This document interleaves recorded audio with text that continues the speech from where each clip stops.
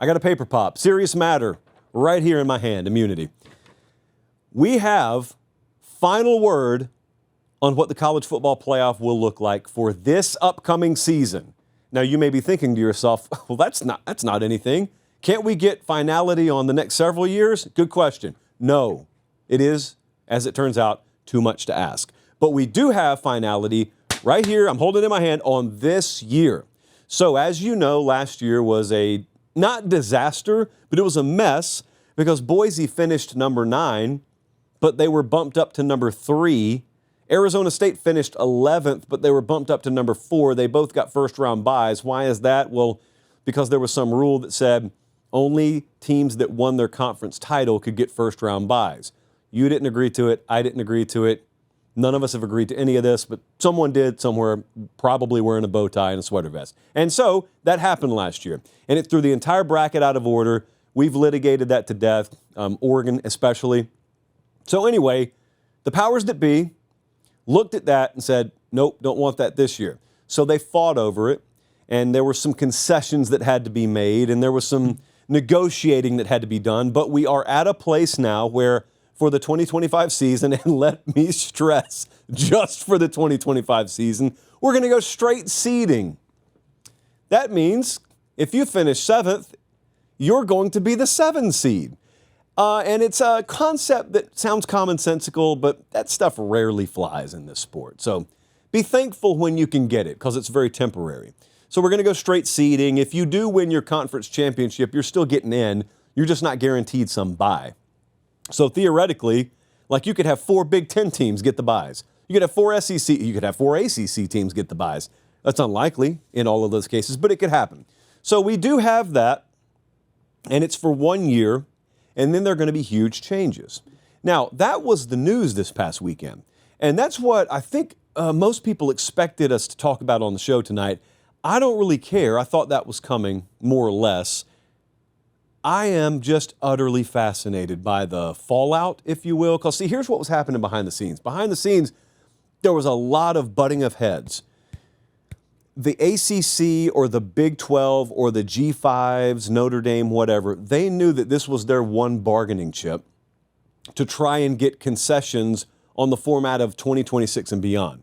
Because when it comes time to form the 2026 and beyond playoff format, the Big 10 and the SEC are pretty much in control.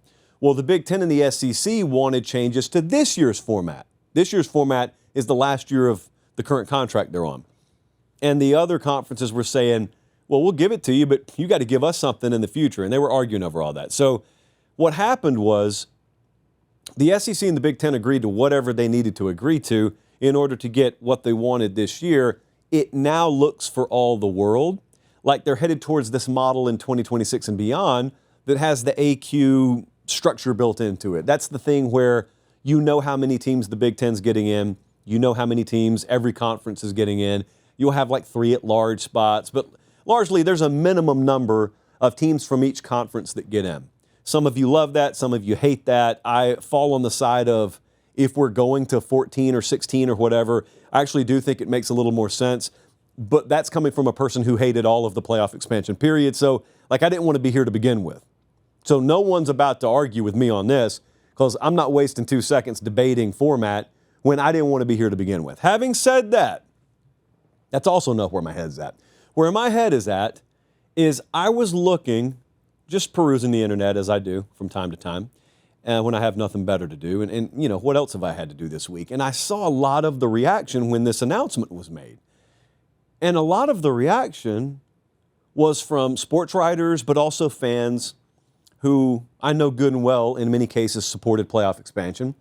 And I'm going to take something from Stuart Mandel, but I'm going to use Stuart Mandel as more of a, hey, quick timeout, check and see if you're subscribed to the channel. If you're not, make sure you do. It's free. It doesn't obligate you or sign you up for anything. It just helps us keep the channel free. All right, back to the show. A representative for this mentality, okay? Because Stu is not anywhere remotely close to the only person saying this, but he did write a piece in the New York Times earlier this week, and it was maybe even yesterday or today. I read it. And I think his sentiment reflects the sentiment of many people. Okay, so I'm going to read you the tweet. on the screen if you're listening on podcast.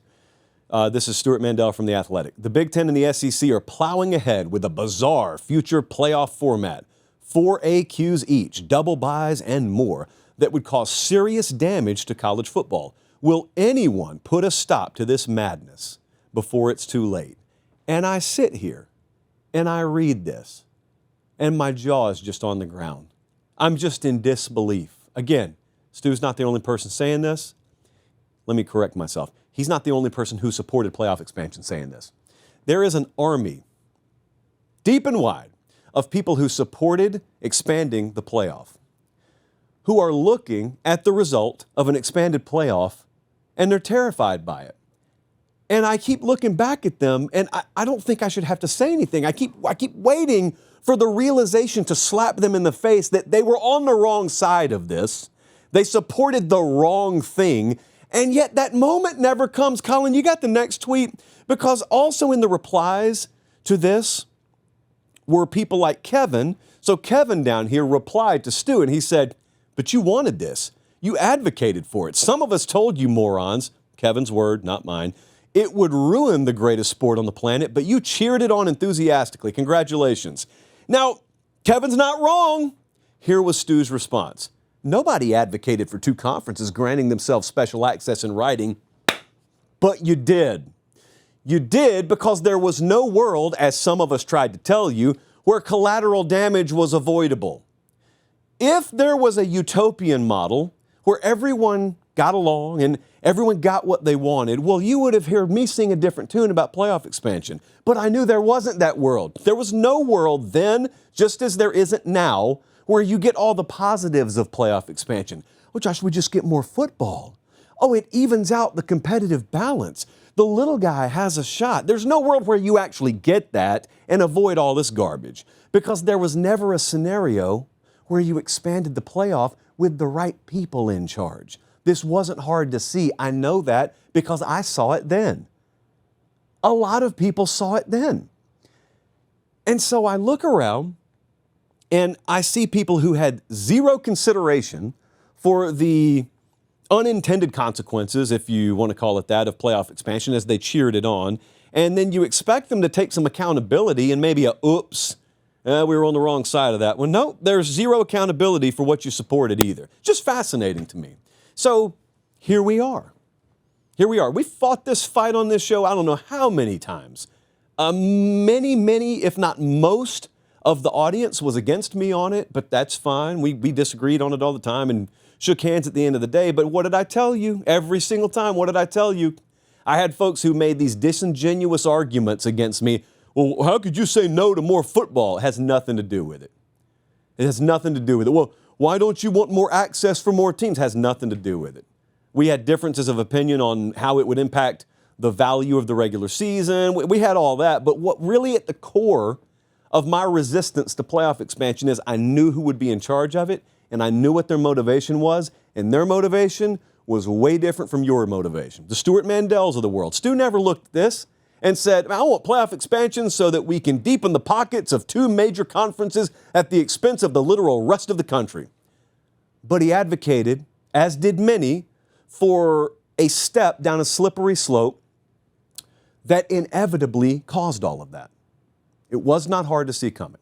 If there was centralized authority in this sport, where you were placing it in the hands of a commissioner or you were placing it at the hands of like a central table that was looking out for the overall best interest of college football as a whole, like you have in the pro sports ranks, then you could reasonably say, let's expand. It won't get out of control. You never possessed that ability in college football. You could never do that. It was foolish to ever think you could. I don't know what they thought would happen. To many people listening to this who, you just got an opinion on it, but if you supported playoff expansion, but you hate this, I ask you, what did you think was going to happen? I'll await your responses in the inbox or the replies because it's not a sarcastic question. I really want to know, how did you think it would go? Because clearly a vast majority of you do not like what's happening now. So I ask you, how did you think it would go? And what's been different in the outcome versus how you thought it would go? Now, there is another part of this that I hate. The whole Notre Dame piece to this rubs me the wrong way. And it's kind of been a caveat that I don't know how it's been glossed over, but it's been glossed over. It's 2025, the 2025 model, the 2025 format. Notre Dame can get a first-round bye in this model. It's complete garbage that they can get a first-round bye and avoid a conference championship game. There is a world where Notre Dame does not play a game in the month of December. That could happen in this model here. Now, you'll remember in the model that we've been in for, I don't know, the last 5 minutes or so, Notre Dame could get in, they could make the playoff and whatnot, but the trade-off in format for them not playing in a conference championship game is they could not have a first-round bye. Well, it appears in order to get Notre Dame's sign-off on this temporary adjustment, Notre Dame had them do away with that caveat. So now Notre Dame does not have to play in a conference championship game, but if they're one of the top 4 teams in the country, they get the first-round bye. So you don't play the first week in December, and then you also get the first-round bye. And I'm looking at it and I'm saying, I have never bashed Notre Dame for their standing in college football. And Irish fans know that. Or if you watch the show, you know that. In fact, everyone knows that because most people get mad at me and call me a Notre Dame homer when I don't agree with you guys when you yell they ought to have to join a conference. They shouldn't have to join a conference if they don't want to. However, the sport should not collectively have to bend over backwards to appease them either. And that's what just happened here. A lot of Notre Dame fans I saw reacting to this, none of you reacted with any kind of logic-based argument that pointed out this was for the greater good of the sport. You collectively laughed that you were able to game the system. If that makes you feel better, go for it. But, I mean, there was a lot of, ha, ha, ha, we got them. Weep, haters, weep. But there was no logic-based, here's actually why this makes sense. It doesn't make sense. You know it doesn't make sense. Everyone else knows it doesn't make sense. So that's baked into the cake here. And because everyone's fighting over much bigger issues, it kind of got overlooked. I hadn't seen many people talk about that. But look, zoom it way out. Not even 50,000 feet. Go 100,000 feet. I don't care what the format is now. I don't care what the format becomes for the more expanded playoff that we're about to have. Do we at least understand here that some people who were very, very skeptical about playoff expansion had valid reasons? Do we at least acknowledge that now? And I'm not asking you so I can pat myself on the back. I'm asking you to admit that so that I can now make my next statement with a little more credibility. My next statement is it's not going to get better until the structure of the sport gets better. You've got only a few outcomes here. No matter what the future model is, as long as you've got the SEC as they are and the Big Ten as they are, they're either going to further expand, swallow up the remaining valuable properties and form their own playoff. They're going to break away as they are and form their own playoff, or they're going to get put in their place. They're going to get put in line.